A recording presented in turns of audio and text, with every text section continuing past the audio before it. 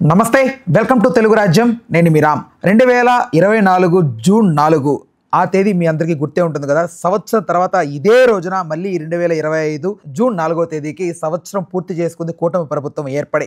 అసలు కూటమి ప్రభుత్వం ఇచ్చినటువంటి హామీలు అవనివ్వండి, manifesto, at the same time రాష్ట్ర అభివృద్ధి, వీటన్నిటికీ సంబంధించి ఎంతవరకు వచ్చింది, అసలు ప్రభుత్వం ఏం చేస్తోంది ఈ సంవత్సర పాలనలో అనే అంశం గురించి చర్చించడానికి ప్రముఖ పొలిటికల్ అనలిస్ట్ కేఎస్ ప్రసాద్ గారు ఉన్నారు. ఆయనతో మాట్లాడదాం. సార్ నమస్తే. నమస్తే అండి. అదే సార్, సంవత్సరం అవుతోంది ఎగ్జాక్ట్గా ఈ రోజుకి. ఇప్పటికే ఆల్మోస్ట్ మ్యాజిక్ ఫిగర్ దాటేసిన క్రమం చూసాం మనం.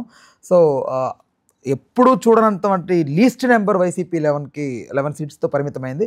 సో అంటే ఇప్పుడు ఈ సంవత్సర పాలనలో ఎన్డీఏ గవర్నమెంట్ చేసింది ఏంటి, మీరు చూసింది ఏంటి? గణాంకాలు మాట్లాడదాం.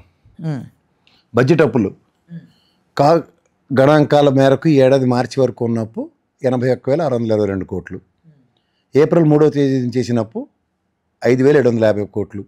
మే 6న చేసినప్పు 6,822 కోట్లు. జూన్ 3వ తేదీ అప్పు 7,000 కోట్లు. అంటే మొత్తం 101,194 కోట్లు. అలాగే బడ్జెటేతర అప్పులు అంటారు. పౌర సరఫరాల శాఖ నుంచి 2,000 కోట్లు. మార్క్ఫెడ్ నుంచి 6,700 కోట్లు. ఏపీఐసిసి నుంచి 1,000 కోట్లు. అలాగే ఏపీఎండిసి నుంచి 9,000 కోట్లు.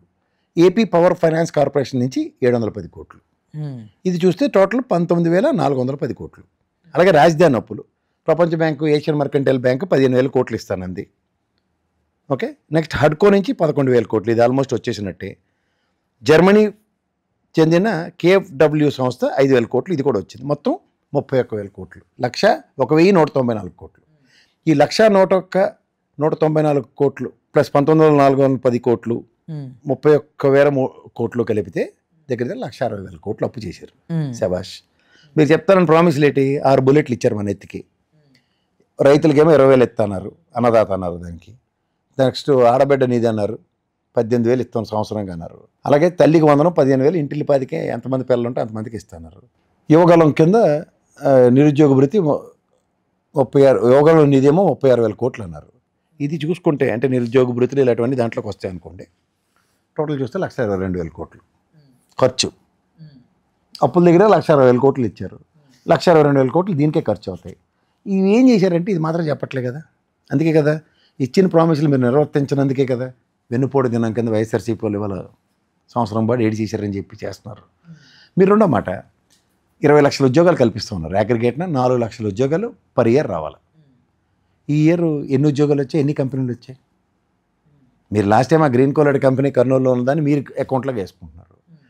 ఇంకొకటి రీసెంట్ పాస్ట్లో వచ్చిన ఏసీ కంపెనీ తోటి మీ అకౌంట్కి వేసుకుందాం అనుకుంటున్నారు. ఇవన్నీ సరే. ఐకానిక్ టవర్స్ ఏవైతే కట్టారో, ఏది మన రంగా యూనివర్సిటీ ఇక్కడి నుంచి వెళ్ళిన తర్వాత అక్కడ కట్టింది, అది కూడా మీరు అకౌంట్లో వేసుకొని ఓపెనింగ్లు చేసుకుంటారు, చేసుకోండి. విశాఖపట్నంలో కూడా ఐకానిక్ టవర్స్ ఏవైతే ఉన్నాయో, మిలియన్ టవర్స్, అవి మీరు ఓపెన్ చేసుకుంటారు, సంతోషం. ఓపెన్ చేసుకోవడం వేరు. ఉపాధి కల్పన 4 లక్షల మంది ఒక్కడి నుంచి వస్తున్నారు. ఈ మేధావులలో ఉంటారు కదా, కలిపడిపోతూ ఉంటారు పెద్దానికి. మరి అగ్రిగేట్ 4 లక్షలు అంటే ఒకేసారి 8 lakhs అక్యుములేటెడ్ ఫిగర్ ఎక్కడికి తీసుకెళ్తారు? ఇప్పుడు దావోస్ నుంచి ఏమైనా రూపాయి పెట్టుబడి తీసుకొచ్చారు, దీన్ని బట్టి ఇది వస్తుందంటే. మాకు తెలంగాణలో పందిరేశారు కదా, మొత్తం వేసి పెట్టారు, బోర్డులు ఫ్లెక్సీలు వేశారు. ఎన్ని లక్షల కోట్లు వచ్చే ఒప్పందాలు, ఎంతమందికి ఉద్యోగం కల్పిస్తున్నాయని. అలా మీరైతే ఎక్కడ ఆంధ్రప్రదేశ్లో వేసిన ఉదంతం లేదు. దావోస్ నుంచి వచ్చిన తర్వాత ఈ రూపాయి తెచ్చామని ఉదంతం అంతకన్నా లేదు. సో ఓవరాల్గా మీ దగ్గర ఉపాధి కల్పన విషయంలో లేదు. 14+1 అంటే 15 సంవత్సరాలు ముఖ్యమంత్రిగా కంప్లీట్ చేసిన చంద్రబాబు గారు ఆయన టెన్యూర్లో ఎప్పుడూ కూడా ఒక మెడికల్ కాలేజీ కట్టిన ఉదంతం లేదు. అలాంటిది గత ప్రభుత్వంలో 17 మెడికల్ కాలేజీలు కట్టారు కదా. అందులో 5 గ్రౌండ్ అయ్యి మిగిలినవి మీరు మీ సత్య గారు కలిపి మాకు వద్దు 700 సీట్లు వద్దన్నారు. ఆ మెడికల్ కాలేజీలు ముందుకు కట్టకుండా ప్రైవేటీకరణ చేయడానికి వస్తున్నారు. రెండోది నాడు నేడు స్కూల్ పరివర్తన. ఆనాడు స్కూల్ నుండి ఈనాడు అధోగతి పాలైన స్కూల్ ఏటో మీరు చెప్పండి ఒకసారి. ఇంకో స్కూల్ని రివ్యాంప్ చేసాం, మిగిలిన స్కూల్ అంతే. నెక్స్ట్ ఇంకో ఆరోగ్యం అంటే ఆరోగ్యశ్రీ బిల్లు ఇప్పటికి ఇవ్వలే కదా. 6,300 కోట్లు ఎంతో పాత బాకీలతో కలిపి ఉన్నాయి. ఈ సర్కమ్స్టాన్సెస్లో ప్రాథమిక కర్తవ్యం ఆఫ్ ద రెస్పెక్టివ్ గవర్నమెంట్ ఏంటంటుంది? విద్య, వైద్య, ఆరోగ్యం. ఈ 3 దగ్గర ఈ సంవత్సరం పాటు ట్రాన్స్పరెన్సీ ఎక్కడ ఉంది మీకు? సో విద్య అన్నది ఈ సంవత్సరం పాటు అమ్మకు 100 రేపు జూన్ నుంచి ఇస్తామని ఇంకో టాగోనిందం పెట్టారు. మీరు మండలి వేదికగా గౌరవ లోకేష్ గారు విద్యాశాఖ మంత్రిగా చెప్పిన మాట ఏంటి? ఏప్రిల్ మేలో ఇస్తామన్నారు. ఏది ఏప్రిల్ మే అయిపోయింది, జూన్ కూడా వచ్చింది 4వ తారీఖు. సంవత్సరం అయిపోయింది, సంబరాల్లో ఉన్నారు. మీరు పుస్తకం రాసుకుని అందరికీ పంచుకునే కార్యక్రమాలు ఉన్నారు. అసలు ఆ పుస్తకం కరెక్ట్గా సంవత్సరానికి ఇవ్వడం ఏంటి సార్? అది సంవత్సరానికి దీన్ని మడతెట్టలేం కూడా, దాన్ని మడతెట్టి పుస్తకాలు కదా మడతెట్టుకోవచ్చు కాబట్టి అని ఇచ్చారు. పవన్ కళ్యాణ్ గారు ఆయన చదివిన చదువుకి 2 లక్షల 1వ పుస్తకం వచ్చింది ఇవాళ. 2 లక్షల 1వ పుస్తకం. మరి చదువుంటారు అసలు పవన్ కళ్యాణ్ గారు దీన్ని? ఆయన చదివి ఉంటారు లేదా, ఆయన ఆల్రెడీ 2 లక్షల పుస్తకాలు చదివానే అన్నాడు. 2 లక్షల ఒకటో పుస్తకం వచ్చింది.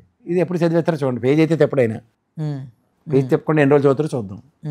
అదంతా వేరే సంగతి. కానీ ఓవరాల్గా మీరు ఈ 1 ఇయర్ కాలక్షేపంలో కాందబరనత్వం అని వచ్చింది, విజయవాడ వరదలు వచ్చి, లడ్డూలో కొవ్వు కలిసింది, బిఆర్ నాయుడు ధర్మం అని స్టాంపేడ్ జరిగింది, ప్రాణాలు పోయి, సింహాచలం గోడ కాంట్రాక్టరు వారి గోడ కట్టరా అంటే వద్దంటే కట్టమని లాస్ట్కి అక్కడ 8 మంది 10 మంది అక్కడ చనిపోయారు.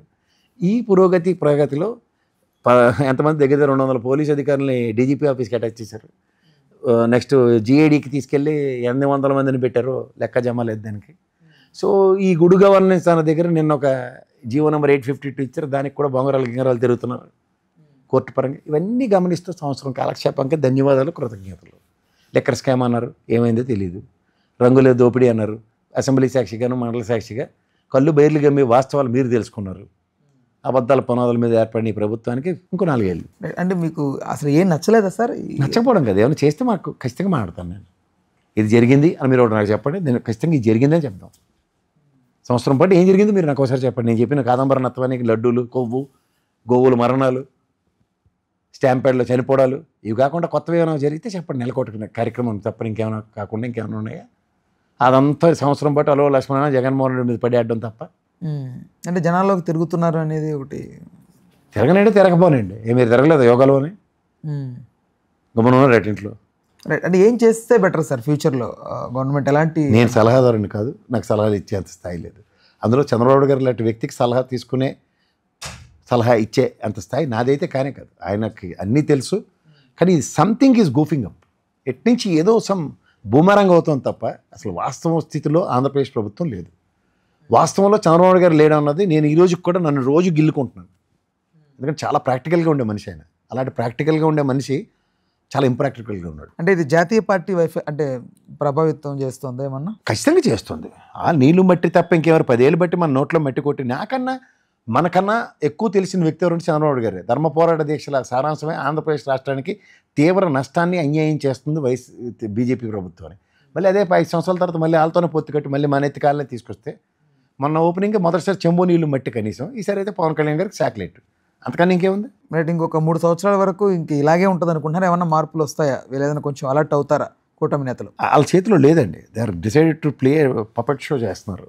పపెట్ షోలో ఈ వేలు కదిపితే పవన్ కళ్యాణ్, ఈ వేలు కదిపితే లోకేష్, ఈ వేలు కదిపితే పురంధేశ్వర్ గారు, ఈ వేలు కదిపితే చంద్రబాబు నాయుడు గారు అన్న పరిస్థితి ఉంది ఇక్కడ ఈ ముగ్గురుతోనూ. సో ఈ దీంట్లో ఇంకా యూ కెనాట్ ఎక్స్పెక్ట్ ఎనీథింగ్. ఇదే బొమ్మలతో రేపు రామాయణం ఇస్తాడు, ఎల్లుండి భాగవతం ఇస్తాడు, అవతలనాడేమో హరికథ కాలక్షేపం ఉంటుంది. అంటే ఇంత రిలాక్స్గా ఉండడానికి గల కారణం ఏంటి సార్? చేతిలో పని ఉంటే వాడన్నా కష్టపడతాడు, పని లేనప్పుడు ఏమంటారు? రిలాక్సింగ్గానే ఉంటారు. అప్పుడే పుస్తకాలు. అంటే నెక్స్ట్ కూడా మేమే వస్తామన్న ధీమానా సార్? అందరూ ధీమాగా ఉంటారు. 151 వచ్చినప్పుడు 175 వస్తాయని నేను అనలేదు. ఏమైంది? ప్రజలు అక్కడ న్యాయ నిర్ణేతలు. మీరెవరు, నేనెవరు? మరి ప్రజలకి ఇప్పుడు వస్తున్న అవిశ్వాసం ప్రజల్లో ఖచ్చితంగాను డిసెంట్ ప్రజలు టైం వచ్చినప్పుడు చెప్తారు. రోజు చెప్పమంటే వాళ్ళు చెప్పరు. అంటే అదే సార్, ఇప్పుడు ఇదే తెలుగుదేశం ప్రభుత్వానికి మీకు ఒకసారి జ్ఞాపకం తెచ్చుకుంటే లాస్ట్ 1 ఇయర్ లోపున ఎలక్షన్ నోటిఫికేషన్ రాకమునుపు 3-4 నెలల పాటు పెన్షన్ 1000 రూపాయల నుంచి 2000 పెంచారు. అలాగే నిరుద్యోగ భృతి 2,000 వేసుకుంటూ వచ్చారు అకౌంట్లో. అలాగే పెన్షన్ కాకుండా ఇంకోటి ఏంటి, పసుపు కుంకుమని ఇచ్చారు. ఏమైంది? ప్రభుత్వ వ్యతిరేకత అప్పుడు 34% ఉండేది ఓటు. ఎక్కడ? అది 6% ఎన్హాన్స్ అయింది. 40% రాగి జగన్మోహన్ రెడ్డికి 151 వచ్చి 175లో 151 వచ్చాయి. వాళ్ళు 23కి కన్ఫైన్ అయ్యారు. ఇప్పుడు ఇదే ప్రభుత్వ వ్యతిరేకత ఎలా వస్తుంది? అది మన చేతిలో లేదు, అది ప్రజలు నిర్ణయించుకుంటారు. ఇప్పుడు 5 ఏళ్ళ పాటు నీకు జీతం ఎక్కడ పెంచకుండా అలా కూర్చోబెట్టరు. ఇంక ఏడు చేస్తావు లాస్ట్కి? తెలియజేస్తావా నిలుస్తున్నా? తెలియజేయవా? రైట్. ఓకే సార్, ధన్యవాదాలు. Thank you. హలో, తెలుగు రాజ్యం ఛానల్ చూస్తున్నారా? సామాజిక, రాజకీయ, జీవన చిత్రణే తెలుగు రాజ్యం. అతిశయోక్తులు, అసత్యాలు ఉండవు. రాజకీయ కోణం కాదు, ప్రజా కోణమే కొలబద్ద. తెలుగు రాజ్యం వీక్షణ మీ ఉత్తమ అభిరుచికి నిదర్శనం.